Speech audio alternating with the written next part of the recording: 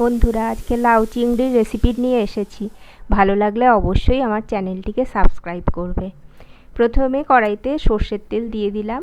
এর মধ্যে চিংড়িগুলোকে একে একে দিয়ে ভেজে নেব। চিংড়ির কিন্তু আমি সমস্ত কিছু ছাড়িয়ে নিয়েছি, মাথা বাদ দিয়ে দিয়েছি। দিয়ে দিলাম নুন আর হলুদ। একটু যেই লালচে রং ধরবে চিংড়িগুলোকে তুলে নেব অমনি। বেশি ভাজলে পরে চিংড়ি একটু রাবারের মতো হয়ে যায়, সেই জন্যে অল্পতেই ঠিক আছে।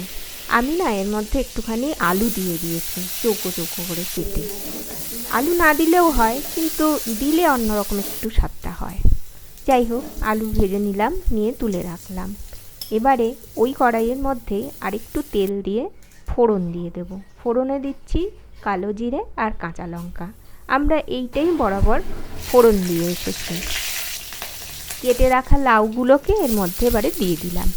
লাউ দিয়ে কিন্তু আমি ঢাকা দেব না, লাউ দিয়ে নাড়াচাড়া করতে করতেই সেদ্ধ হয়ে যাবে, যে জল বেরোবে। একটু লবণ আর হলুদ দিয়ে দিচ্ছি, তাহলে লাউয়ের থেকে জল ছাড়বে, ওই জলেই কিন্তু লাউটা সেদ্ধ হয়ে যাবে। আলাদা করে আর কিছু দিতে হবে না।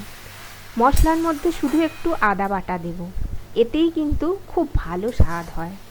আদা বাটা দিয়ে ভালো করে নাড়াচাড়া করে নেব। এবারে দিয়ে দেবো ভেজে রাখা আলুগুলো। লাউটা কিন্তু অনেকটা নরম হয়ে এসেছে।